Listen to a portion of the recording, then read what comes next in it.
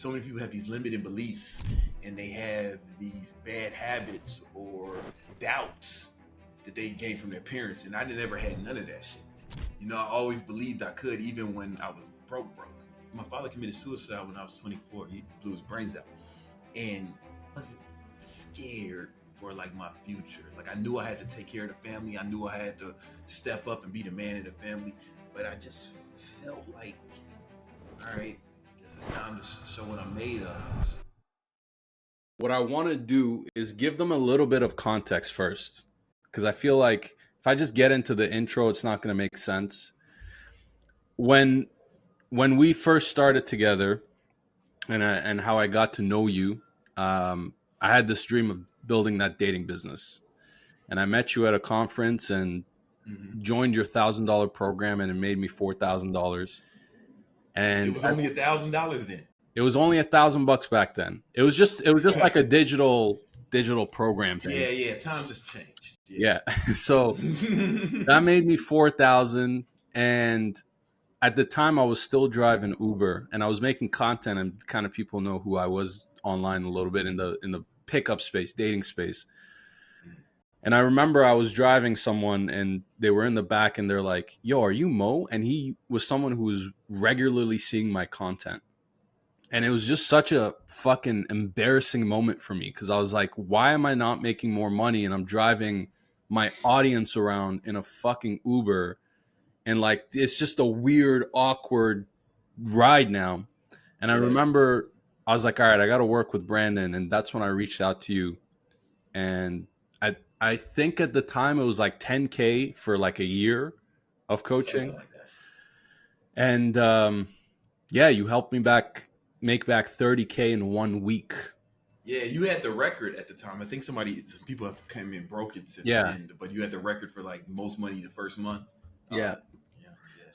So that was 30K in 1 week. So first off, good investment. That's a good investment. Great investment. And it's not just the 30K, it's the lifetime of being able to do this and the money that I've made over the years. So I'm happy to have you on the podcast, man. I'm happy to be here. I not only view you as a mentor, but someone who's just I regularly look up to as a badass and a friend, and someone I can just, it's an inspiration just to see you regularly grow no matter what every single year. That means a lot to me, man, and I'm super proud of you. Like that I'm super proud that I was able to play a part, right? Like you did the work, but I just provided guidance and structure. And some people get that and don't, do nothing with it, right? But to see what you've done, especially how right out the gate, it's just it makes me like really happy inside to see, like I planted a little seed. And now it's a full oak tree, man. Big powerful oak tree. That's what it feels like. Thank you. For people who are going to be watching this and they don't know who you are, which is very few, let's talk about the story. How'd you go from streets of Chicago to multimillionaire? Well, yeah, like you said, I grew up on the south side of Chicago, and its reputation precedes itself, and if you watch, I watched a documentary on this rapper named King Von, and it was by this guy named Trap Lord Ross. I'm cool with him, and I was like, yeah, that's home. Like when he's documenting, like, yeah, that's home. That's where I'm from, south side of Chicago, and I'm going to skip a lot of parts and get to the punchline. It really just came from a lot of hard work and some luck. And as far as the luck is concerned, is I had amazing parents, and I think I may have discounted how important that was, coming up but I've coached so many people, and so many people have these limiting beliefs, and they have these bad habits or doubts that they gain from their parents. And I never had none of that shit. I always believed I could, even when I was broke. Right. And even when my father committed suicide when I was 24, he blew his brains out. And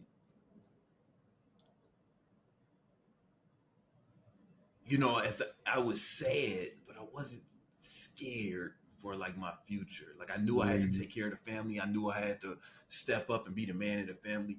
But I just felt like, all right, guess it's time to show what I'm made of. And the irony is that I got that from my dad, even though his life ended, in tragedy. It's I got it from him, and that's where the luck comes in from. But Mm. other than that, it's like just a lot of hard work, consistency, and the only lucky part was I had two amazing parents. What do you think were some of the traits that you got from your parents that people don't regularly get? Yeah. So first of all, when we were on the south side of Chicago, we didn't have a car or nothing, right? We were poor, and my mom used to wake me up at like 5 as a fucking toddler and walk me to preschool. Mm. And a lot of in the Chicago snow, right? Walk me to preschool, then get on the bus and go to work. Right after she dropped me, I was the first kid at preschool, and I didn't even see my dad a lot growing up. Even though he lived with us, he was always like flying around trying to build his business, trying to get it off the ground. And I think it was just a work ethic of them too. My mom worked on Saturdays, my dad worked on the weekends. So, like, when I was real little, I would have to go to my dad to his office. So I'm in there playing GI Joes or whatever, while he's doing shit on the weekends. And I think that work ethic, was something that I picked up, involuntarily. Mm. You feel what I'm saying? And Yeah. but here's the main thing, Mo. When I think a lot of people tell their kids when they're young, you can do whatever you want. You can be whatever you want. But I don't know if the kids believe it, and they may stop telling them that as they start getting older. As they get older, they tell them to be realistic, set obtainable goals. When they're little, you tell kids everything. We lie to kids all the time. Fucking Santa Claus, Tooth Fairy, and I think the kids know it's a lie. Mm. But I believed it. And let me tell you why. I believed it because I got sent away to military school for high school, and because I got in some trouble. Nothing crazy, nothing too crazy. Just some fights, skipping school, shootouts, normal shit, nothing crazy. And then I go to military school, and that's when my dad's business finally starts to pick up, right? And this is like I'm 15, and he had the business since before I was born. It didn't start working. We're talking about, I don't know, 15, 20 years Mm. of fucking working. And then it finally starts to pick up. By the time I graduated from military school, from high school, he was making $3 million a year. Wow. And that's adjusted for inflation. That's about $8 million in today's money, right? A year. Then I didn't experience it though, right? Because I was the military school, I lived there. And then I went to college. And by the time I was out of college, he had lost all the money. He fucked it up, right? And then he killed himself. But I knew it happened. You get what I'm saying? Like, so when I hear him telling me I can accomplish something, I can do whatever I want, I believed it because he did it. It Mm. wasn't bullshit, right? If he was a fucking janitor telling me that, I'm like, yeah, whatever, nigga. You know what I'm saying? Yeah, sure thing, motherfucker. Make sure you sweep that shit up, right? But it was I believed it because he did it. Like he was balling for an amount of time. I didn't experience none of it. I didn't reap any of the benefits. He left us. He left me with nothing, Mm. right? But I knew it happened. You get Right. what I'm saying? And it was inspiring to me. What did you learn from the of course the success? You learned a lot in terms of the consistency and actually self-belief and being able to get shit done. But what would you learn from the fall of the $3 million per year The business? fall, the fall. What I learned was that success is more dangerous than failure. Mm. You get what I'm saying? Because now you got leverage, right? A broke boy watching this, he can only fuck his life up so much because he don't have Right. no power, he don't have no money. But once you have leverage, then you can expedite things, right? You know what I'm saying? So for example, the average person, you gave this motherfucker $100,000, he would end up in debt. In the worst situation, he put down payments on shit, shit he can't afford, and now he's fucking struggling to make these payments. The average person would end up worse, Right. if you just gave him some money. So that's one thing, and another thing is you gotta keep your foot on the gas, or you can't indulge in the fruits of your labor. Mm. You get what I'm saying? Like I make a few million a year now, but I'm still up 5 a.m., 4:30. You know, I can see out my window the fucking best strip club in Miami. And, you know, I haven't been once since I lived there. It was 3 years, right? Not because I'm a prude or anything, you know, it's just, I'm trying to stay focused, you know what I'm saying? Like, I don't think the average person who's had all the money that I have, I don't think they'd still be getting up early, working 10, 12 hours a day, really still pushing themselves, you know? And and that's because they're doing it for the reward. But I'm not doing it for the reward. I'm doing it to see what I'm made of. Interesting. So the mentality behind the consistency is to see what you're made of. What do you mean by see what you're made of? Yeah. I'm glad you asked. It's you know, the average person walking around, and I know this because I've coached thousands of people in both fitness and business. There's so much untapped potential in literally everyone. I really believe that. I don't believe I'm special in that regard. You know, it's just they haven't brought that potential to the surface, nor are they trying. Right? They're really, because there's a difference between doing something and doing it the best you can do it, right? And then there's a difference between trying to do it the best that it can be done, right? Like shooting for it, right? Trying to shoot past what you can do, trying to keep improving. And for me, a lot of the pride comes from, okay, I pride myself on doing things that people, It just does that every 30 minutes, yeah. Okay, that's weird. I pride myself on doing things that other people feel like it's difficult, you know, or because I know that means that I'm reaching down and bringing more of my potential to the surface. You know, I just want to see what percentage of my potential can I bring to fruition. And if I do that, you know, like, yeah, the money and all the other shit will come. You know, it's the money's like a scoreboard almost, right? Right. What is getting to the potential, I guess, what does that bring out? Because the whole point of it is you're trying to get to this potential, which essentially is going to be nonstop. Because once you do feel like you're at the potential, you're like, I could do more. Mm-hmm. So what is that feeling bringing you that is motivating all of this or inspiring you to continue doing this? Does that kind of make sense? Yeah. It's for me, man, it's that's the game. You know, I think a lot of people, they think, man, once I have this amount of money, I'll be able to chill. Once I have this, I'll be good. Or once I have that. And they look at life as if it was a game like, I don't know, Mario or something, right? But for me, it's like Minecraft, right? It's not a game I want to beat. It's one game I want to keep playing and keep improving at.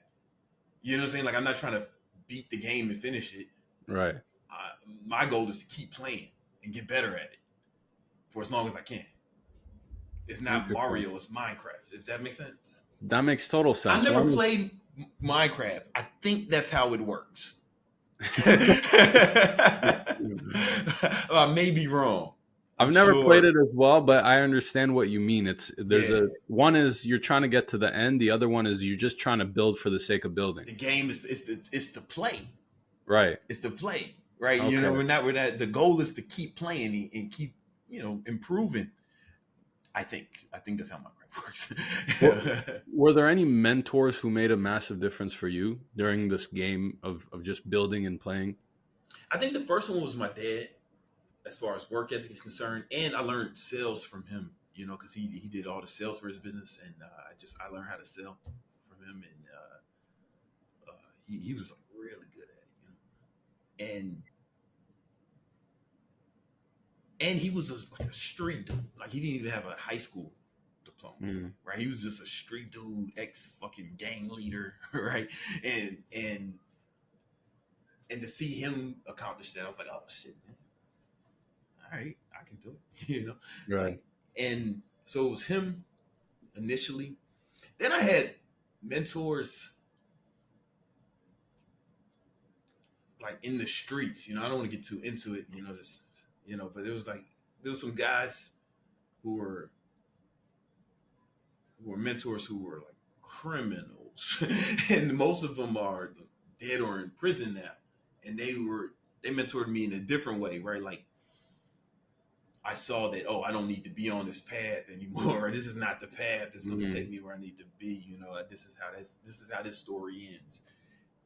And I was able to recognize those patterns and start and then move into more legitimate things. I think it was right when it was the same year my dad killed himself. One of my boys, SV, he got sent to prison. He's doing life in prison, double homicide. And then my other friend Esco, he was murdered. They found him his car full of bullets in New Jersey. Wow. And some other stuff that I don't think I'm at liberty to say, but it's like just the people around me started. I was like, oh, this is what this gets you, right? Sometimes you need the negative mentors as well, right? Like so you can see what not to do. I think that's just as important, right? Because experience is the best teacher, but it doesn't have to be your experience. You know what I'm saying? It doesn't have to be your experience. But then when we start moving into that, when I started trying to do things in a legit way, I think Elliot Holst was one of my first like mentors, like big brother kind of relationship we had, and his business partner at the time, he's from Canada too, so you'll appreciate this. His name about Matt Gallant. He really helped me out a lot. Matt really helped me out a lot. I learned so much from him, and now Matt owns a company called Bio Optimizers, and he told me that they're doing like 50 million this. He did like wow. 50 million last year, yeah. And Owen from RSD, and Ty. Like I have like a real friendship with Ty. Like we have each other's phone numbers and shit. Like we text each other sometimes. Like Ty Lopez. I mean, yeah, those were like the very first started out. It was probably those four who were like my biggest mentors. You almost had to have mentors who taught you not what to do first before you had to have mentors who did teach you what to do. Otherwise, I'd have found out the hard way when it's too late, right? Right. Right. For people who are watching this who are broke as fuck, right? Because I see you regularly give the idea of like, yo, listen, if you're broke, get a fucking job first. Like, make some money. What are you thinking about? What do you tell the guy who's like, I don't want to waste time working a job. I want to build my thing. What would be his first move? Would you still tell him, nah, get a job? Yeah, man, listen. I understand that's what he wants, right? You know what I'm saying? Like I want to fuck Kim Kardashian, right? But it doesn't mean that that's fucking reality right now, today. Right. You know what I'm saying? I'm not saying you can't do it, right? I'm just talking about let's look at where we're at, and let's handle what's in front of us. You get what I'm saying? So starting a business with no money is fucking borderline stupid. It's because you got to still survive in the meantime. You got to pay rent. You got to pay bills. You gotta food, water, shelter. So what I did, exactly what I did after my father killed himself, I started working like 4 jobs. I woke up at 4:30 because I've been used to waking up early, no big deal. I trained people in the morning, and then I would shower at the gym, and I would work security at the product store in Soho, and then after that, I would work for my boy's moving company. That was 5 days a week, and on the weekends I woke up, trained people, and then was the weekend manager of barbecue restaurant in Queens, and I did that. That was like 12, between 10 and, excuse me, between 10 and 14-hour days, 7 days a week, for fucking 2 years. And I'm not saying you got to do it for that long, but guess what? I wasn't broke no more, right? In fact, I made over $100,000 both years. You get what I'm saying? And this was during the recession in '08. Like, you're too young to understand how bad that was. Like, there was people, like, the suicide rate started to skyrocket. The unemployment hadn't been that high since the Depression. You know what I'm saying? Like, there was people with master's degrees working at Starbucks because no one was hiring. Like, real shit. That's why I was doing labor. I had a college degree, and I couldn't get a job, like a good paying job. So I was like, fuck it, man. You know, I'm not gonna let nothing stop me. Dead daddy, recession, fucking economic collapse, global financial markets crumbling. Yeah, bring it on. What else you got, pussy? Right? I'm just gonna do my thing, right? Because the shit ain't tougher than me. Is with the attitude I had. And the times are tough, but times ain't tougher than me. Let me show you.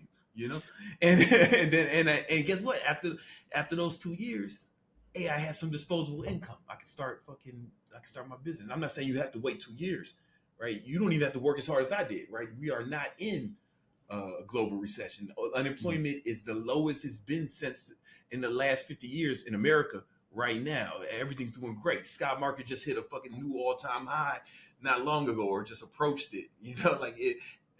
Things are fucking amazing here right now. I know people bitch and moan about inflation and shit, but it's better. Inflation is not as bad out of first world countries. America has one of the lowest inflation rates since the pandemic, right? Things are going phenomenal here. So you probably won't have to do it for 2 years. Stack some bread, go hard, stack some bread, and then build your shit, you know? Right. So let me ask you this. If you lost everything tomorrow, you would do the same thing, or with your knowledge and skills you have right now, you would do something different? I'm starting from zero? You're starting from zero. Yeah, I'm starting zero. I gotta eat. Well, I'm gonna need food tomorrow, right? So like, I'm gonna go get a job, but I'm gonna go start a business, learn and market it like from scratch. Like, no, I'm gonna go get a job. Like, I'm not above that. What kind of dumb shit is that? You know, motherfuckers are. This is weird entitlement, man. Fucking, you know, I don't know, man. White boy shit, man. Motherfuckers entitled, like they deserve a business, man. Go get a fucking job. Right. But with the knowledge you have, yes, with the knowledge you have, yes. You ain't got no money. What am I listen, Mo. Listen, Mo. With the audience as well. Today. Oh, with the audience is different. Right. Right. That's different. You said zero.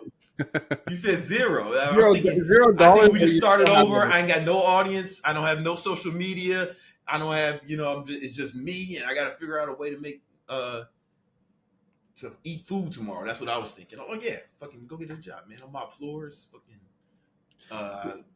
With audience though, what would you do? What kind of same audience I have now?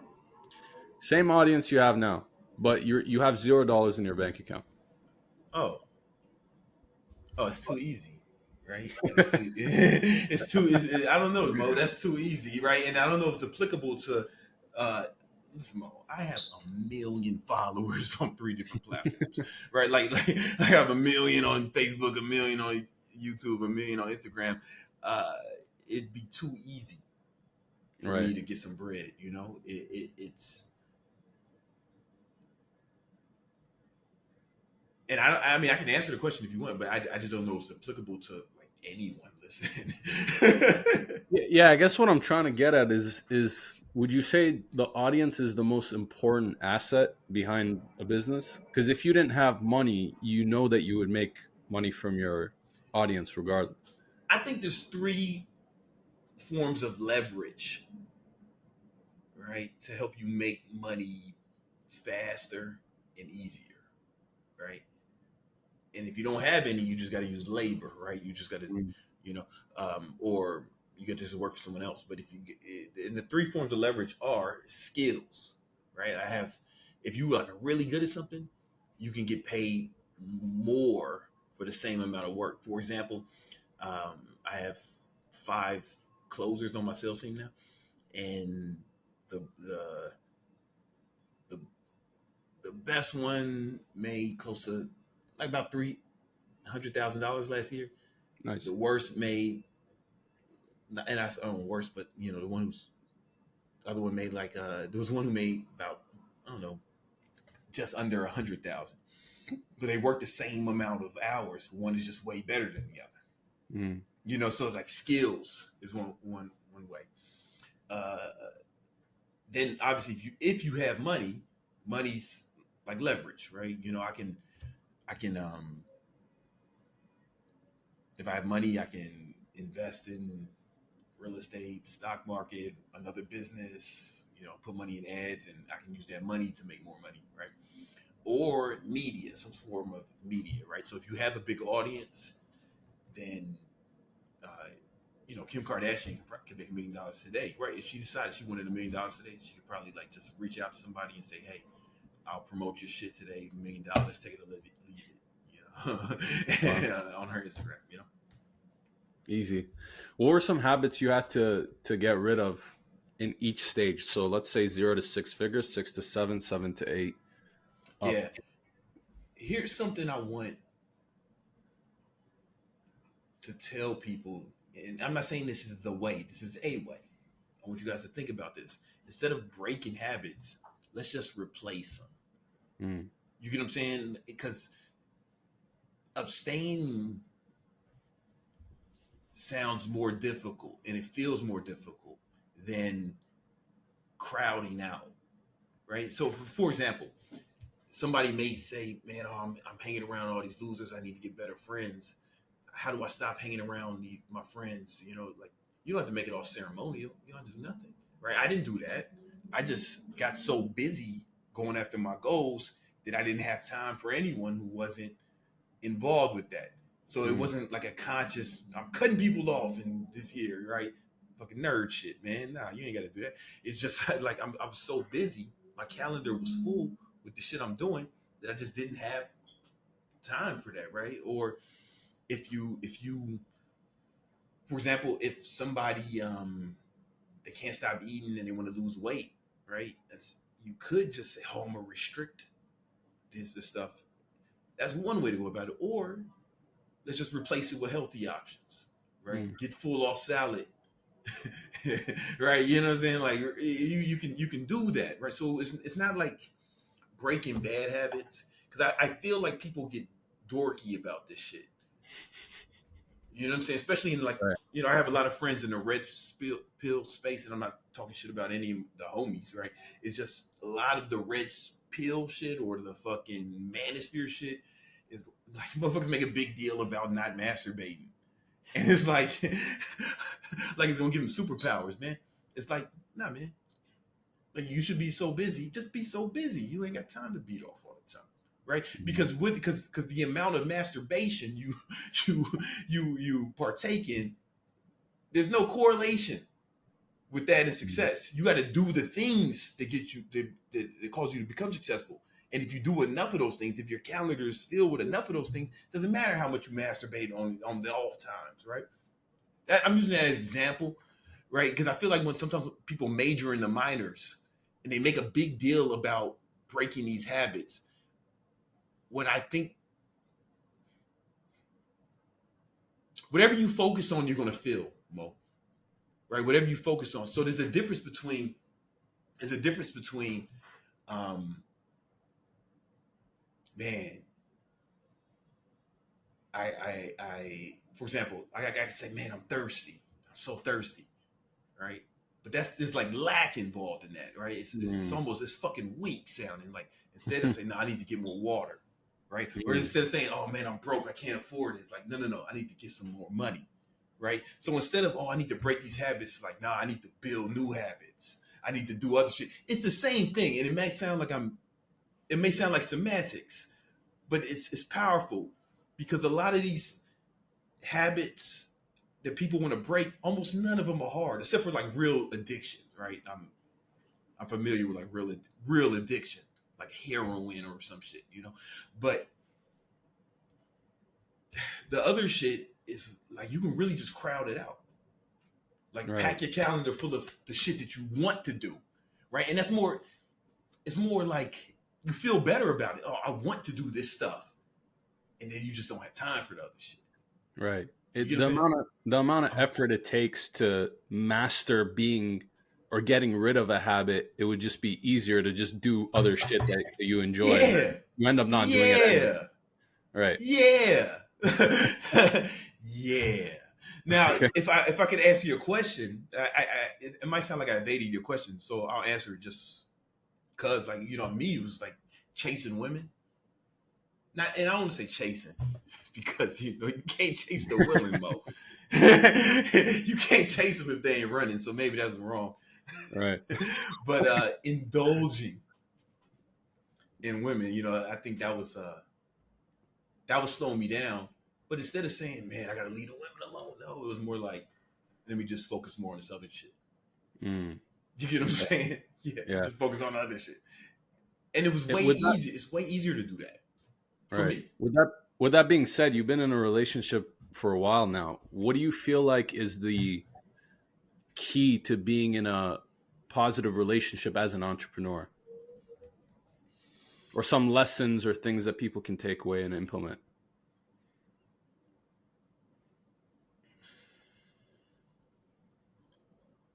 I think I don't know if I'm the best person.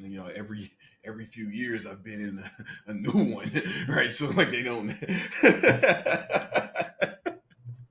But I would say, well, for me, it's this thing. It's like, remember, my thing is like was too many women, right? Mm. Like just the time. So for me, I understand that I make I'm a better human when I'm in a relationship, right? Right. I make more money. I'm more focused because I'm crowding out. Like if I'm with her, then I'm not with a bunch of bitches, right? You know what I'm saying? And um, you ever read the Five Love Languages? Yeah. I think you should. I think you should really screen for a woman whose love language is gifts. Mm. Let me tell you why. Let me tell you why. Let me say it. It's because you can always buy more shit, right? But like time is your most important resources, right? Now I fucked up because my girl, her love language is quality time, right? So I have to act accordingly, right? But me talking to the other entrepreneurs, if gifts is the one, it's super easy. Now the reluctance people will have is that maybe maybe you're a gold digger, but that doesn't mean that she's a gold digger, right? She's a gold digger if she doesn't admire you, Mm. right? If she doesn't admire you, if she doesn't look at you as like someone who's aspirational, like someone that man, this is a fucking great guy, you know, and she just wants the gifts, then yeah, you a sugar daddy, right? But if she like if she really admires who you are, the man you are, right? Um, I think right, you're the pickup artist, right? But I think I think it looks like this. Tell me, I haven't shared this with a fucking former pickup artist. I don't know if you still do that kind of work anymore. No, I don't. All right, It's been a while, man. all right, check this out. Tell me what you think. Let me see if this shit works. I'm trying to share my screen, but I don't see nothing. You see my screen? No, I don't see nothing yet. Damn, I might be fucking up your whole video with this bullshit. All right, cool. Yeah, there we go. All right, so check this out. Let's say, okay, hold up. This is how I think about it, right? You tell me if this makes sense. I think that a woman really has to. Oh, why is my shit not working? Fuck! Now I'm fucking up your shit. Why isn't this working? Okay, there we go. All right. I think let's say she there's like high admiration. Like she really thinks you're like a fucking awesome guy, right? respect. For many, it could be the way you look. It could be your attributes. You know, she could be your super masculine. You know more about this shit than me. And let's say low admiration, right? And then the value you can give her, right? Let's say it's low value, and then high value, right? So think about it, right? If you're low value, and if you can have like value to her life, right? You know what I'm saying? If you can provide low value and she doesn't admire you, you are what? A creep. Ew, she doesn't even want to associate with you, right? But if you Oh my god! But if you're right, am I right? Yeah, no, that makes sense. Let's say you can bring low value to her life, but she admires you, right? Just like the fucking starving artist. Maybe you like a good ass guitar player at your local band or some shit, right? Yeah. Then you are like you can be a friend or a fuck buddy. Right? Maybe she'll fuck you when she wants to feel good about herself, but she don't see a fucking future with your goofy ass. You know what I'm saying? Because you're poor, right? But like you may be sexy for some reason, or like she's impressed. You're impressive, or like, you know, when she need the fucking move, she can call you or some shit. Right? You can help her move. You know, she'll let you help her move, motherfucker. And maybe you'll get the "you up" text a few times a year. You know what I'm saying? Now let's say she doesn't admire you, right? But oh, this is supposed to be value on this side. I'm sorry, I fucked it up. This is supposed to be value, high value. I mean, you can bring high value to her life, maybe probably inform some sort of resources, right? Right. But she doesn't admire you, right? All right, man. Well, maybe you can be a friend. You know what I'm saying? Like, oh, like if you got a boat, she'll like go on it with you, right? Or you can be her sugar daddy. Like she'll hang out with you if she can, you know, extract those resources from you. Transactional, yeah. Yeah, you know, but she's not like fucking with you like that, right? Yeah. I think the sweet spot is when you hear, man, you know what I'm saying, when she like admires you for whatever reason, right? And you can provide high value, you know. I think, it depends on who you ask, right? You might think this is the sweet spot, right? It depends on it really depends on what your goals are, you know what I'm saying? But I think this is the sweet spot, and I will, at least if nothing else, I think you hold the frame here, Right. right? I think you hold the frame, right? Because if you're not here. Right? If you're not here, then you get the guys who are happy wife, happy life. Or the motherfuckers who have their girlfriends fucking IG in their bio. And it's a picture. Their profile pic is a picture of them. You know what I'm talking about? You know that guy? Yeah. You know what I'm saying? Yeah. So I say all that to say, she's got to admire you. Right? And you got to be able to supply high value. And if you cannot accomplish those things, I don't think you should be in a relationship. You know what I'm saying? And tell me what you think of this. You're the expert in this shit. This is facts. This is facts. I mean, the guy who's high value and low admiration might get like some pity attention, like pity sex or whatever. Yeah, like you know, he was there. I was drunk on his boat.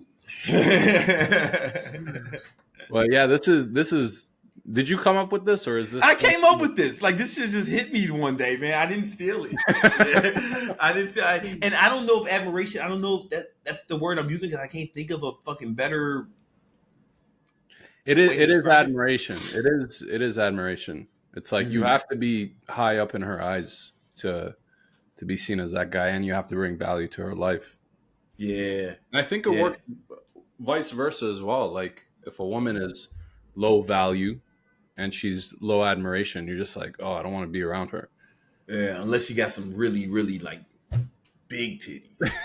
Yeah, depends what kind of guy you are, but yeah. It depends on what you're into. All right, yeah. But listen, I don't tell women what to do or think because that's how you get demonetized. You can say whatever you want to guys. I love that. I have something similar, but it's due to stress, right? Like if you know how to deal with, you got high work and low stress, so you're able to work really like at high levels, and you're able to keep your stress levels low. You're probably going to be more successful than the guy who's high stress and high work, because that leads to in burnout. life. And yeah, in life, Yeah. it's like this works with everything else too. You got to be able to stay calm if possible, because people make dumb decisions when they get too emotional in either direction. They either like too fucking excited or too stressed out or sad or mad or angry, right? Or horny, right? You make decisions that you wouldn't make in different states. The decisions people make is based off the emotions they feel at the time they're making the decision. You get what I'm saying, right? It's super important. So the state, if you can't control your state, then you can't control your decisions, right? Because your decisions are going to be filtered through that state, right? Like I fucked some people up that I didn't have to, right? But I was just so mad. Like in my past when I was younger, right? And I saw a therapist about it, because I was like, damn, man, it's like it was happening too frequently. I was like, fuck, I didn't even have to fuck him up like that. Right? I remember like it was in high school. I sent this motherfucker to the fucking emergency room, and I didn't even have to, right? I didn't even have to, and I felt bad about myself, right? Like I could have just handled that like way fucking calmer, or or like, there was one time I got into a fight with these guys, and then all his friends beat my ass. Like I got jumped by like 5 guys, got my ass beat. I never hit the ground, but I did get beat up, and I went to the emergency room, and I still got the scar right here, and it's stitched up my mouth. They stitched up the inside of my mouth. And I'm like, fuck, I didn't have to do that shit. You were looking for 5 guys. Yeah, the 5. Fuck you up. or like people that like had sex with people that just because they were horny, right? But they like they wouldn't have made those decisions under the circumstances. That's why I disagree with the whole no fap shit, right? Because you don't get too horny, man. You might fuck anybody. Who knows what's going to happen?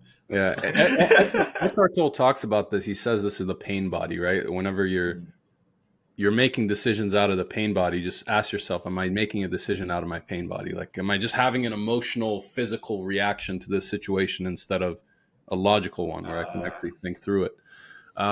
What was the easier way to think about this? Hold that question because I want to answer it. I can tell it's good. When you said be able to work hard and handle stress, you'll be more successful. I believe that. And I think another way to think about it is, and maybe this is me just being immature, but I just really think, what would James Bond do? I think about that all the time. Like I probably ask myself that multiple times a day, and it's always the right decision. Right. Whatever it is, it's always the right decision, except for he would get drunk and do it. Yeah, it's more inspired. It's more inspired decision, right? Mm-hmm. Yeah. It's like, what would James Bond do? All right, he probably wouldn't do this or that. Right. What's one thing, if you could do only one thing for your health and one thing for fitness, and you could only stick to this one, you couldn't do anything else, what would those 2 things be? Because when we hopped on this call, I told you you're getting bigger and you're also getting older, whereas most of the time it's the other way around for people, right? As they get older, they're getting smaller and unhealthier and all this stuff. So what's that one thing? Well, before I answer that, I'd be remiss if I didn't say that, like I started doing testosterone replacement therapy when I was 38, right? Contrary to popular belief, I was never on any performance-enhancing drugs before that. But I understand why people say that. Because sometimes I used to see myself and like, yeah, I get it. I get it. I understand why they're saying that shit. I get it. But, okay, if I had to pick one, just one, it'd be this. Scale, man. I've been carrying this around for over 10 years, right? And I weigh everything I eat. or I scan the label, or no, and I track everything in my fitness pal. Ask me any, I can tell you last 10 years, pick any day, I'll tell you exactly what I ate, how many calories I had, how much protein I had, the macronutrient breakdown. And then I also track how many calories I burn with the Oura ring. People say these fitness trackers, they always, oh, it's not accurate. It's not, no, it's accurate enough, right? It's not, because here's the thing, food labels, this is gonna fuck you up. Food labels, as far as the FDA is concerned, they're allowed to be up to 20% off in Wow. any direction, right? So something, if some says 1,000 calories, it might be 1,200. It might be That's fucking fucked 800. up. So but knowing that, right? So this is not accurate either, right? It's probably more accurate than 20% off, right? Right. I don't, right? But what we're trying to do is keep a tight range, right? We know there's room for error, and we're trying to keep that range of error super tight. That's what I do, and that's what it served me well, man. It served me well, and this is the reason people thought I was on fucking steroids for so long, right? Because no one does that. Like there's no one carrying a scale around wearing their food. The only other person I saw do this was Connor Murphy back in the day, and people thought he was on roids when he wasn't. Like he really wasn't, at the time. I don't know what he's on some other, that brother's walked a different path since then. But and that's cool, right? Like I'm not, who am I to judge, man? Right. I've done some really, really bad things in my life, right? I'm not here to judge anybody on anything. And he's the only other person I knew who did that, and Right. and we both had results that people thought were impossible. See, here's the thing. When we talked about pushing yourself, really doing things the best you can do it, when you start doing that shit, man, you'll hit a level where you'll be doing shit that people just won't be able to believe. Right? It'd be incomprehensible to them. It'd be like there's no way that they can fathom it. You get what I'm saying? And that's what you want. That's what you want. You want to be so much better than them that they can't even fucking believe it. Their mind can't even reconcile this shit. You know what I'm saying? That's what happens when you really start pushing yourself. That's what I started doing that myself. Is I started tracking every day, and I'm trying to even eat the same thing like day in, day out, just to. It makes it easier. I don't do that because to me it's become fun. It's like a game. It's like, all right, I got this much left. I got to hit there. What can I eat there? I enjoy it. It becomes fun to me. It's arduous initially, but then it becomes fucking monotonous. And then now I'm trying to make it more fun, by mixing it up. But I rather it. First it's arduous, then it's monotonous, and then you find ways to make it fun. Make it gamify. It's like I gamify. It's like you motherfuckers are playing Fortnite and shit. I'm playing fucking my fitness pal. That's my game. How much time do you have? I want to be cognizant of your time here, because looking at my calendar, that was a 2-part question. I don't know if I answered though. we got a second part to that. That's why I'm okay. asking. No, I'm good. Okay, so second part for fitness. I thought that was for fitness. I see that more as for health. Maybe there's another one you can do for health. It's up to you. What would be those two things? Okay, for like just health, like longevity, you mean? Yeah.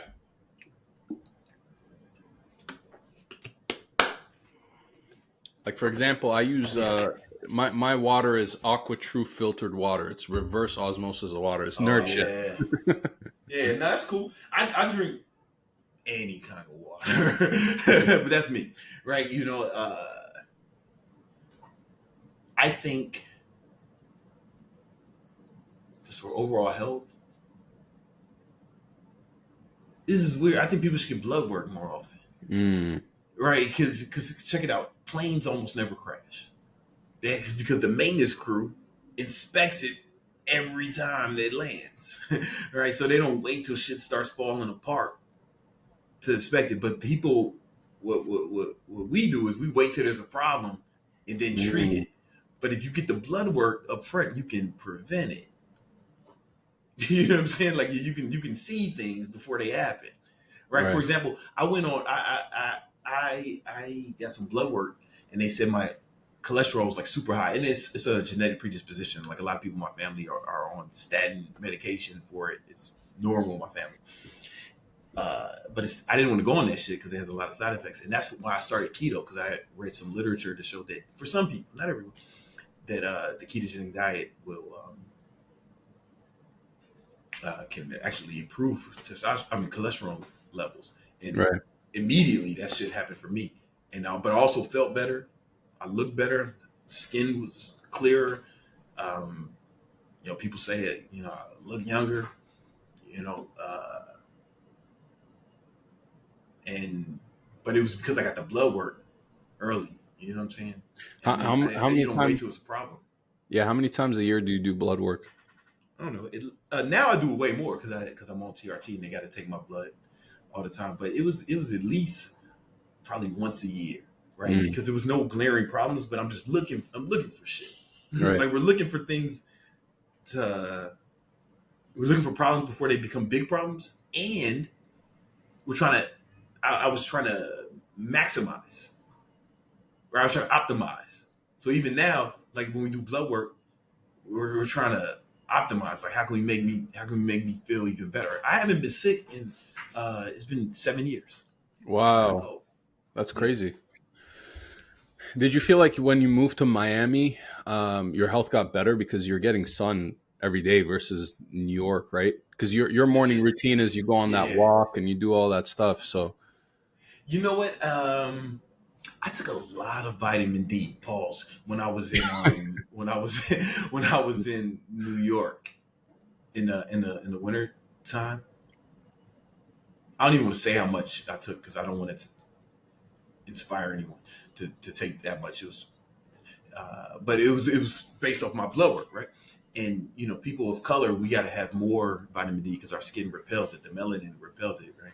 And this is why COVID hit that African American and Latino community so hard, is because um, our Caucasian counterparts were able to get more vitamin D than we were. You know mm, what I'm saying? And that's just in general. So I just took a lot, and then in the summertime I was always outside. So I don't think that it was a big. I mean, I'd rather have sunlight than vitamin D, I guess, than ingest it. But I haven't seen a big difference. fair. Yeah. What are the big differences between New York and Miami? Because of course, I'm assuming you moved to Miami for the positive benefits of the businesses, right? Tax Tax benefits. benefits. It was the only reason. Really? Yeah, There's- well, I would have did it anyway because that was the main reason, right? Also, my son and his mom they moved to Georgia, mm. and I didn't want to move to Georgia. To be Atlanta honest with sucks, you, man. Well, there's different man. places Bro, in Georgia, but Atlanta sucks. listen, bro, listen. It's not for me, right? And there's another part of Atlanta you don't know about, right? So I lived there for a year, and I quickly found out that Ludacris, Young Jeezy, man, they left a lot of shit out when they were talking about it. They left a lot of shit out, man. It's it's uh it's like how in the maybe 80s and 90s San Francisco had a real reputation for homosexuals, right? Like that was Mm, like there's like Mecca almost for black homosexuals. It's Atlanta. mm. I don't know why. I have some theories on why. I think because there's an all boys uh, historically black college there, and I don't know what kind of heterosexual guy who wants to go to college with all boys, right? So I think it just kind of attracted a lot of, and I don't got nothing against them, right? Like they cool, man. You know what I'm saying? They cool, man. I got gay family members, gay homies. I've been to a gay wedding. However, when I'm in Atlanta, it's just like I got to be on. It's just like, oh no, man. I like women. It's like you got to tell them all the time. I get hit on, and in Atlanta, like more frequently than I like. I ain't got a problem with them. I just don't want to be involved in that aspect of it. You know what I'm saying? We do business together, man. We can. It's cool, man. I've been to gay weddings, man. Ain't no problem. It's just it's a little much for me, man. A little too much attention. Yeah. It's like I found out what being like a hot chick with some big titties felt like when I was in Atlanta. Oh, this is what it's like. This is what it's like being a hot chick. I personally didn't like the food in Atlanta. The food just Mm. anywhere we went, man. Everybody was telling us like, go here, go here. I'm like, yo, this place sucks for food. Like, there isn't one place I went to that just had good food. In my opinion, maybe I didn't go to. Yeah, and maybe that's too. You know, I found some good food there, but it's super easy on keto, man. Just go to the barbecue place, find the barbecue place. You know what I'm saying? And you good. Go to the steakhouse, you good. So I think my diet may help. Yeah. But anyway, I wanted to be closer to them. You know, Yeah. so this is close, and you know, no state income tax. Gotta love that. I got a raise just for moving here, and I mean, it's not without its flaws. You know, it's not without its flaws. But I enjoy it. What books have you read that's shifted either you personally or your business that you would recommend everybody needs to read? My favorite book of all time is How to Win Friends and Influence People. Really? Wow. Yeah, it's my favorite book of all time. I think it should be required reading in high schools. Like if I was in charge of the education system, I think the world would be a better place.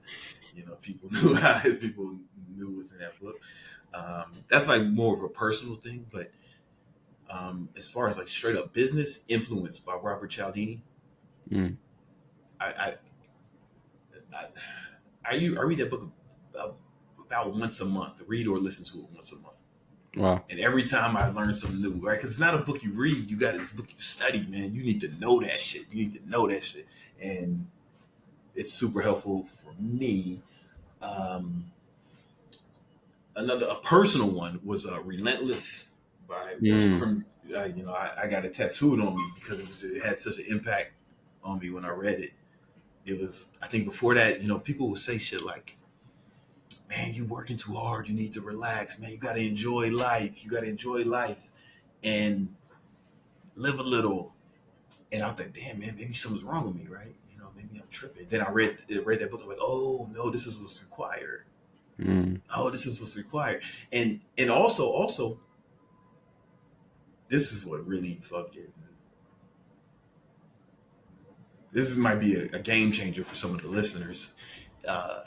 When people are saying that enjoy life shit, typically they're talking about hedonism, right? They're talking about hedonism. You know, they want to get drunk, go to parties, go on vacation, have sex with fucking random people, whatever. And I'm not casting aspersions on any of those activities. Like that, I've done them all, right? But it's if that's the only way you can enjoy life, then that saddens me. You know what I'm saying? Because it's escapism.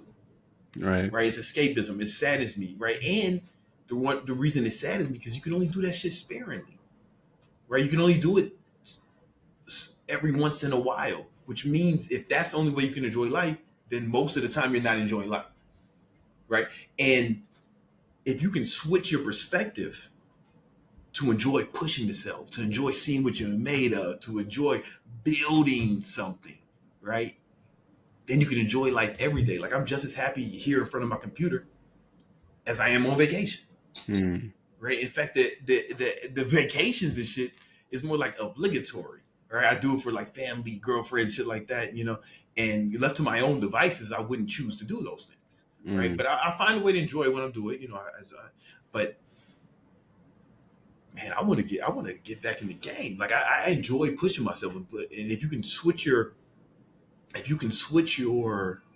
associations with pain and pleasure to the point where you enjoy doing these things, then you can enjoy life every day. Like I'm legit happier than the person who says I need to enjoy life more.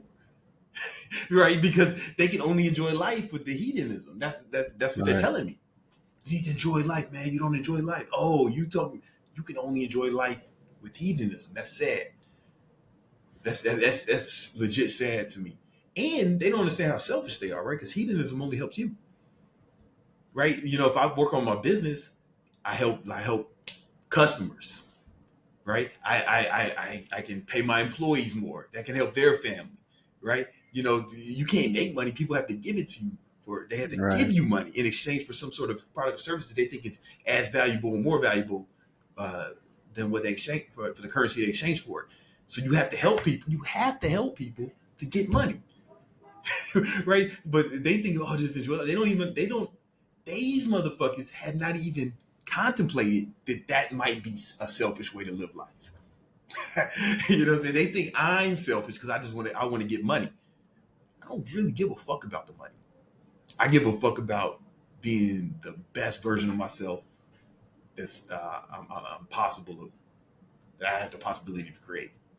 It's interesting you say this because I feel like when people go on vacation, they're like, oh, I don't want to go back. And my thought process is like, I can't fucking wait to go back. Like, I'm almost bored of this shit. I want to go back and do the daily, like, get back on my routine. And like, I enjoy it. Yeah, you want to find a way to enjoy it, right? You know, but it's Right. like, yeah, you want to put your jersey back on. You know what I'm saying? Right. Like we play the game, right? Like when athletes retire, they're fucking sad. You know, you know they're ready to get back on the court. They do it because they love it, and they don't understand that we're like we're like that. And I wish I could teach people that. You know what it is, Mo? Mm. It's all the homie Freud said that he was a coked up pervert. We don't know that, right? But he also he said some good shit, man. He said some fire ass shit. And he said the reason anybody does anything is they're trying to they're moving towards pleasure or away from pain, perceived pleasure or perceived pain. What you've done, Mo, is the reason you feel that way because you changed your associations with pain and pleasure. You get what I'm saying? Like when you're not working on your business, you kind of feel bad, right? When you're not, you know that's now painful for you.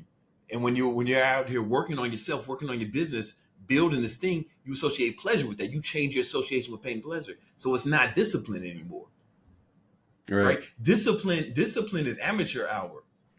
Like if you need discipline to do things, it's good to have it and to be able to deploy it when necessary. But if you're dependent on discipline,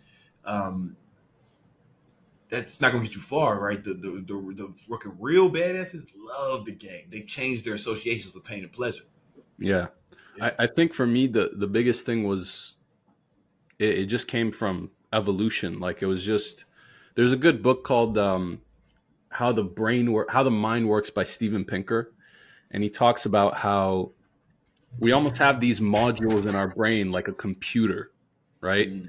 But the thing is that if you put these modules under a certain amount of pressure, those modules start to change.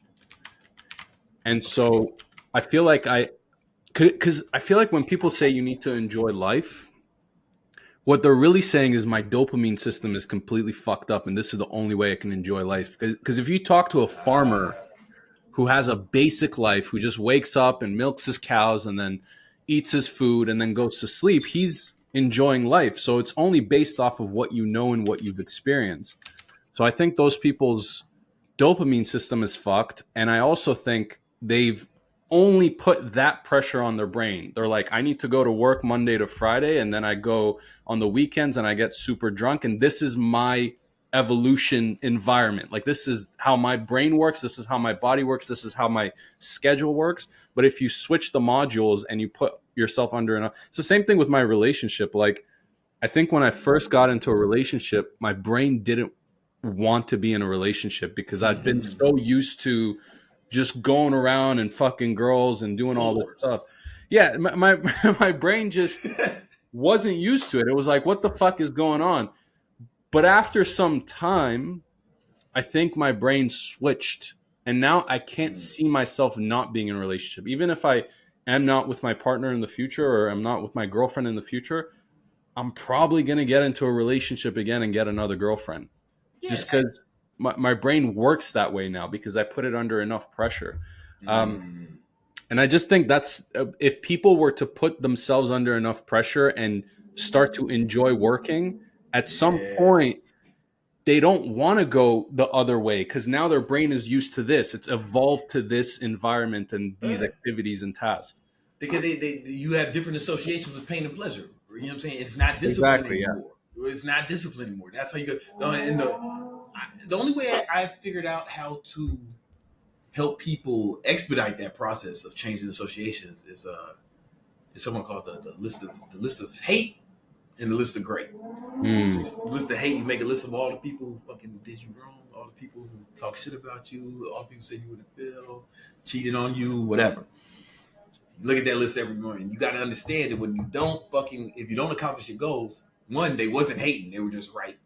Mm. It wasn't hate. It was just a fair assessment of your potential. Right? The onus is on you to prove them right, and the only way to hurt them is to prove them wrong. Right? You know, because you can't, you can't fuck people up anymore. Right? So you gotta just do that, and so I tell people to start their day off with the list of hate. I know it's counterintuitive, right? But it's just to change the associations, right? I'm saying you got to live with that forever, right? It's just we just want to change our associations, and then look at the list of great, right? So you make you imagine a version of yourself that accomplished everything you wanted to accomplish. What kind of attributes does that person have, right? What time does the person when does he work out? When does he wake up? Does he work out? Does he eat right? Is he focused? Is he surfing the internet? Does he spend hours on porn or whatever the shit? There's what all the attributes, the positive attributes that person has, and look at that every morning too.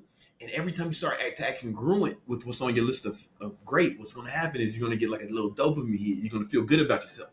You feel me? Mm. And then over time, these two lists, you change your association with pain and pleasure. You get what I'm saying? So now now it doesn't take discipline to stop watching Netflix. It's like you associate pain with that because now you know the haters win. And the haters win if you do that. And you're not living up to the version of yourself that you need to be to hit your goal. You know that. Like you're cognizant of this, right? Now you're not on autopilot no more. You understand, ooh, this is not getting me where I need to be. And you start associating pain with these negative things. And you don't have to fucking worry about quitting the vices or abstaining like you'll want to. Yeah. And it won't take discipline. Discipline is amateur hour, man. The higher levels when you want to do the thing. And I feel like your brain just gets like it would be harder for me to just enjoy life and go party and shit right now than it is to just work.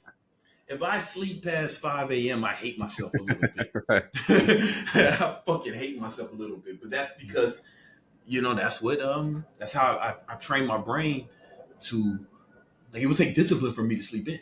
It takes discipline for me to go on a vacation. It takes discipline for me to go party, right? Like I'm going to a basketball game on Friday.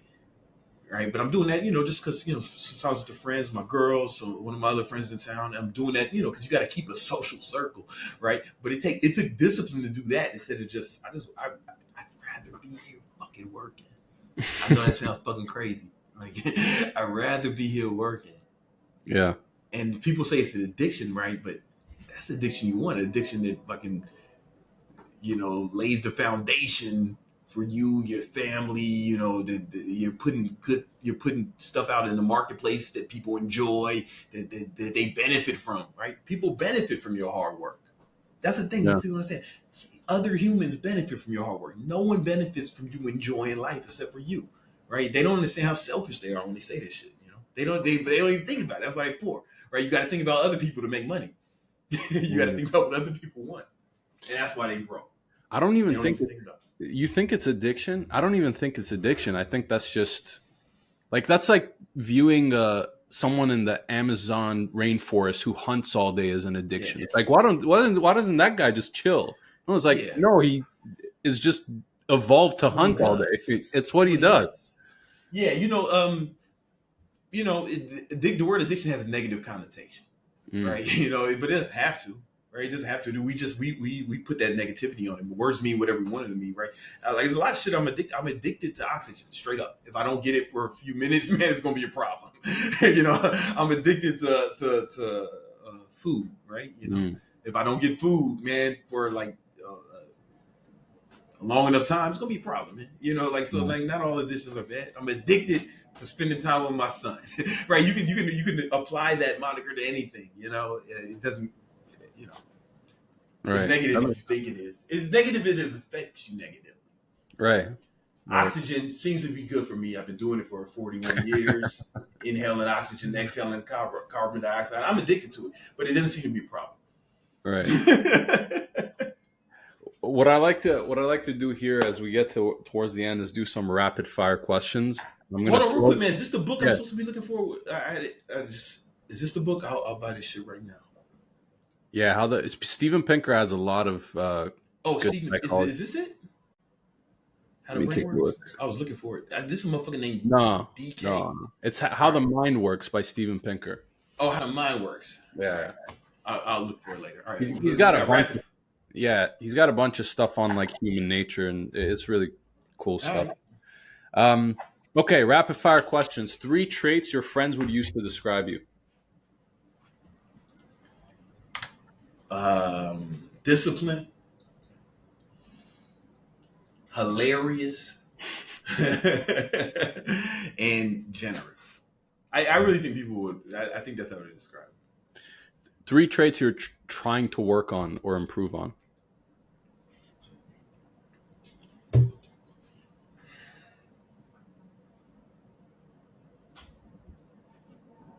It's funny. I haven't thought about that recently, like because I have skills I'm trying to work on. Mm. I haven't thought about traits. I'm not actively trying to develop any traits. I'm actively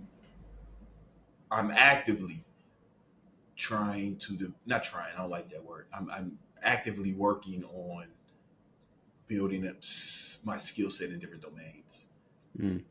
But there's no traits I'm actively trying to. What, If I had to pick one, it would be even more calm than I am now, right? Even less reactive. mm. You know, like somebody said, like there was like I was at the mall and it was the fucking stair, the escalator was broke, but I didn't see the sign. Somebody had moved the sign. And I was gonna walk up it, and this fucking janitor motherfucker, he got like kind of like he was angry, you know. And if I was to do it again, and I responded by threatening his life, and if I could do it again, if I could, but that was just like the default response, you know, to anger. Like you can't play around with aggression. Like that's the thing. I don't respond well. I don't respond well to aggression. Mm. You know what I'm saying? It's very rare, maybe because I don't get a lot of practice with it, right? No, people usually don't talk tough to me. You know what I'm saying, for a variety of reasons, and so when it happens, I go back to I grew up in an environment where responding to aggression with, you know, intense aggression, you know, or violence immediately was rewarded, and I still have some work to do to train that out of me. If I could do that again, I wouldn't have said nothing. I'd have just stared him down until he cowered away, you know. But I didn't have to threaten his life. What is But your it wasn't a greatest threat. fear? It was like for real. Like I was eager to fuck him up, you know. And Right. I was like, damn, I need to be calmer, you know. What is your greatest fear?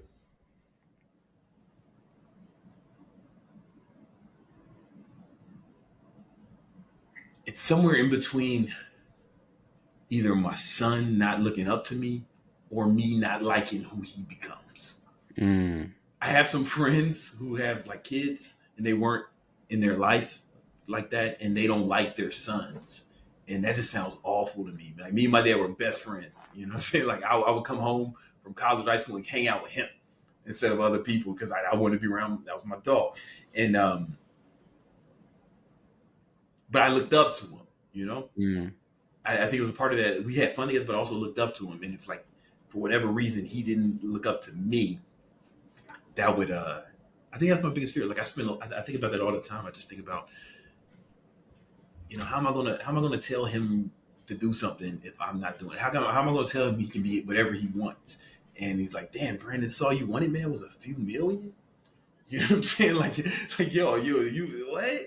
Motherfuckers got fucking boats and planes and shit. You know, you only got a few million, so man, that's all you wanted? That must be or he's gonna think it's bullshit that I say you can do whatever you want, right? So it's like I guess I'm always thinking about impressing a fucking 6-year-old, you know, but like I think that right, all my biggest fears have to do with him, you know, like either him like not being successful, like me not liking him because he's not successful, or he grows up to be a bitch ass nigga or some shit. Like I'm actively seeing to making sure that's not the case. Mm. You know, Okay. yeah. What is one failure that you learned from the most, or experience, whatever you want to call it?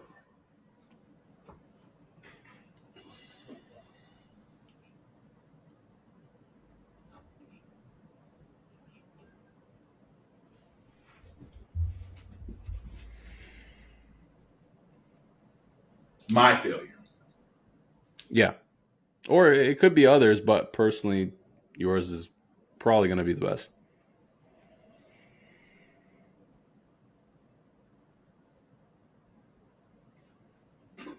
I think if I would have approached, here's what it is.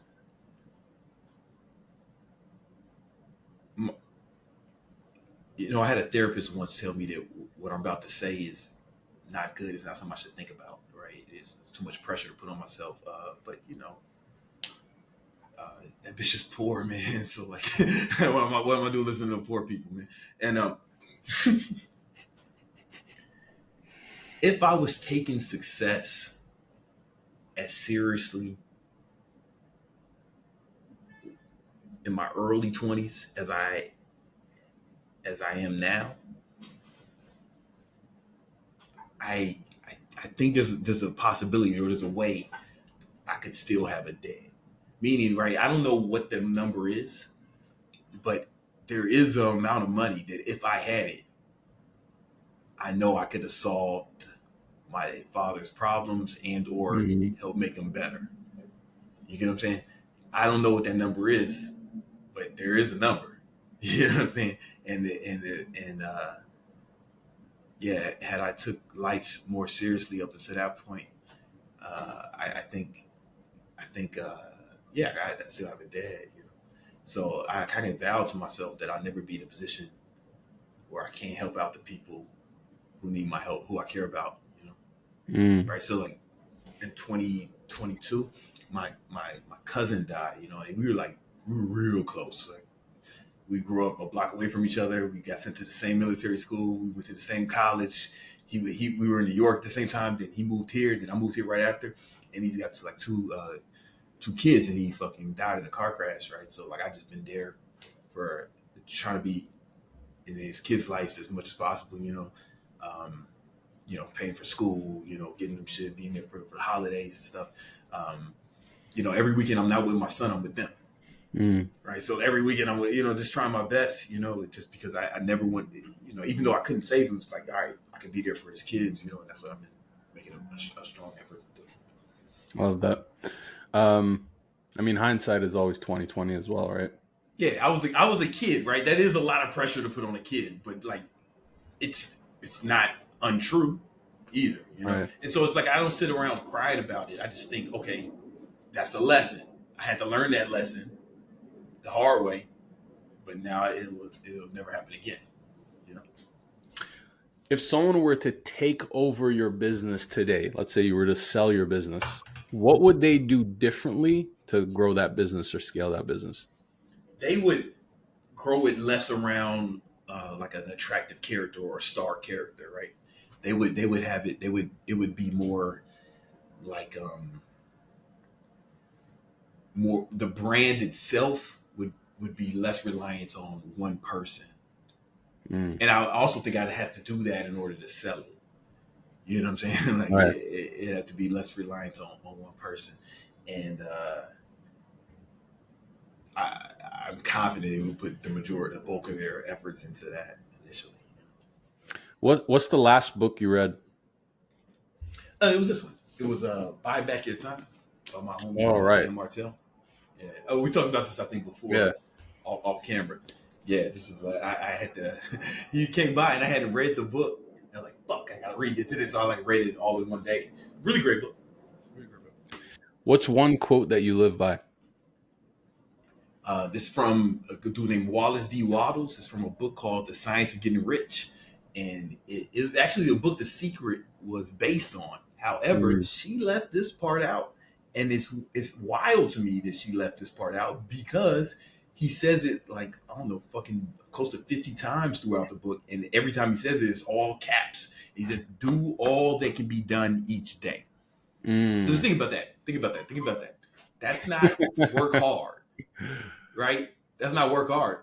That's do all that can be done. And that's not sometimes, it's not most of the time, it's each day. So there's a difference between working hard and doing all that can be done.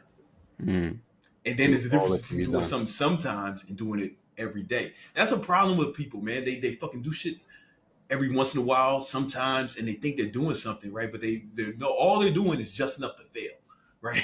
Because if you didn't do anything, you can't fail, right? So they're doing enough just to fail, and then they become haters, right? But if you do all that can be done each day, like really think about that, all that can be done, capacity each day, you can't lose. Like you can't lose. It's impossible. And what that looks like, let me just show you. I think the listeners may, so they can get a fucking idea of what I'm talking about. Is like like look at my calendar, man. Right, it's packed. Ain't a whole lot of white space. And if I do leave white space, it's shit like, because I knew this might go over. Right. You know what I'm saying? Like, but ain't a whole lot of white space. Right, I got everything in here. When I'm gonna wake up, when I'm gonna do shit, you know, fucking eat, counting, you know, and like tomorrow is just packed. Every hour is accounted for. Right, this is what it looks like. All that can be done each day, from fucking wake up to to go to sleep, and that's each day. That's not sometimes. It's not most of the time. You don't feed your kids sometimes, asshole. You know, they take your kids away from it. You don't walk your dog sometimes. You get shit all over the house, right? You know, and it's not, and it won't be the dog's fault, right? People like, that's what people do with their life. They don't do what they're supposed to do every day. Then they blame all these other circumstances, right? Oh, it's fucking Trump, it's Biden, it's the fucking immigrants, it's the fucking blacks, it's the whites, it's the, you know, it's whatever. It's like, no, motherfucker. If you did all that can be done each day, all that other shit could be twice as bad, and you'd still be victorious, right? Do all that can be done each day. Even days I go visit my son twice a month. I'm 2 weekends. Every other weekend I'm with my son. I wake up early and start working, right? You know, now I have to, you know, even though I can't just work that day, I have to be with my son the bulk of the day. I still get up and work. But like, raising a well-adjusted child is part of my goals, right? So it's in line with my goals, right? So like, I'm still working on my goals even when we're at fucking the trampoline park. You know what I'm saying? It's like, it's still working on one of my goals, right? You know, do all that can be done each day. Capacity. I love that. Last two fun questions. If reincarnation was real and you had to come back as a different animal, you couldn't be a human, what would you come back with? If I could, if it was a human, it'd be a fucking hot chick. It ain't even gotta be a hot chick. Just let me be a chick, right? And then what I'll do is I'll work as much as I can up until I'm 18, just saving up money, and I'll get every fucking piece of plastic surgery available, you know? And I would give anything to be a hot chick, man.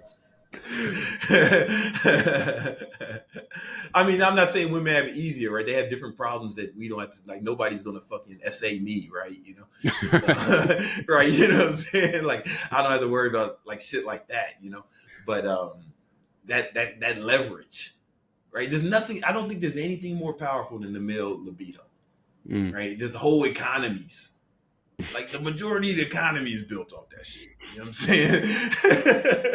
With either directly or indirectly, right? However, to answer your question, if I had to come back as a fucking animal,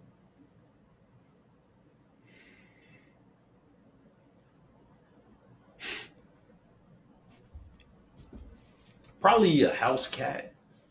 A house cat. Yeah, because it ain't gotta do nothing, right? You know, it's just chill. It ain't got no responsibilities, man. You know what I'm saying? They sleep all day. They really just chilling. Like, people don't even expect the cat to do nothing.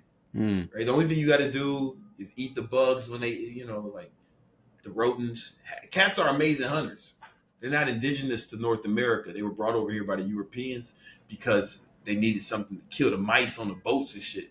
That's the only reason they're here, right? Because they're just amazing hunters, like amazing. I saw a cat in the street jump up and grab a bird that was like higher than me, right? You know, I used to have a cat in New York, George, and George could jump from the fucking floor to the top of the refrigerator with one jump. Like, dog can't do that shit, right? The motherfucker was agile. You never had, and you didn't have to clean them.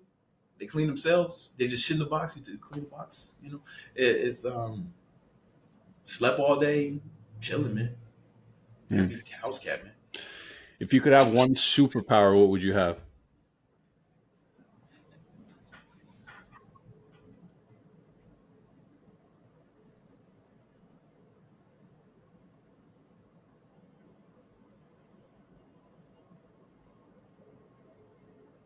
I think I'm gonna go with tell the future, right? Because then it's like, think about that. Think about that. I know who's gonna win every game this Sunday. Shit, man, I bet. Like I just, man, you know how much money I make? I put all my money on it. I know what's gonna happen, right? I know what's gonna happen in the stock market today. Oh, I'm just fucking trading options, chilling. Niggas say fucking make a few $1 billion a day. I'd make an unlimited money. I'd be the richest man in the world, Right. in no time. Like for real, in not a long time, I'd be the richest man in the world. If I knew what the stock market was going to do and every fucking outcome of every sports game, I'd have the biggest parlay. It'd be like fucking 30 fucking games on one parlay. I'm getting 1,000-to-1 odds and shit. You know what I'm saying? Like it's, and then taking that, throwing it all on the motherfucking whatever options and shit. I'd be a balling ass motherfucker. I'd be so fucking rich, bro. You're retarded. That's it, man. That's all I have for you. Tell the future. Dude, appreciate you hopping on. And anybody who's listening to this, where can they find more of you? Here's the thing. You guys can tell the future, right? I can tell your future. All I gotta do is look at your calendar. Right? Look at your I have videos on it on YouTube. I have videos on the calendar. Without the calendar, I'm nothing. Like I wouldn't be here without the calendar. Like if I had to pick one thing, is to plan your time in your calendar and try to squeeze and use it to squeeze as much life out of each day as possible. Right? You're leaving so much success on the table by not allocating your most important resources. Right? Like every day is like planned out meticulously. Like I'll move shit around, but it's the calendar. I can look at your calendar, Mo Abbasi, and tell your future. You know what I'm saying? Here's the thing: when people tell me they don't have time, shit, let me see your calendar, and it's nothing in there. Like, oh, of course you don't have time. You're not planning it, bro. Fuck you think is gonna happen? Fuck you think is gonna happen, dipshit? You know what I'm saying? Like, fuck you thought was gonna happen? Yeah, then you could find me on YouTube. You can find me. Just search Brandon Carter. It's the one with 1 million subscribers. You can find me on Instagram. It's King Keto, KingKeto. About 1 million subscribers, over 1 million subscribers, 1 million followers. That was probably the best way to. Oh, I got a TikTok. You know, Big Brandon Carter on TikTok. About only 400. That's a lowest one. But yeah, that's what you can find. Okay, so TikTok, Instagram, YouTube. I'll leave the link to your course as well. And then you can also find me in your motherfucking girls' fantasies. You know what I'm saying?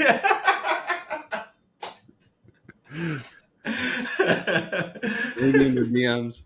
You can find me in the Richard Mills store sometimes. You know what I'm saying? Looking for the new timepiece. You know what I'm saying? All right, guys, go check them out. YouTube, Instagram, TikTok, and then I'm gonna leave a link to your course as well. Okay, yeah. So give them the baller mindset course. Baller mindset. That's free. That's 100% free. I put that out there just so people can. I got a lot of money, so it's nothing you can buy there. It's not a funnel where you're gonna buy it. It's legit, just free. Because if you. I really like when people tell me that I help them accomplish their goals, and that's really going to help you accomplish your financial goals. And a lot of stuff we talked about here on this podcast, I go into more detail in that course.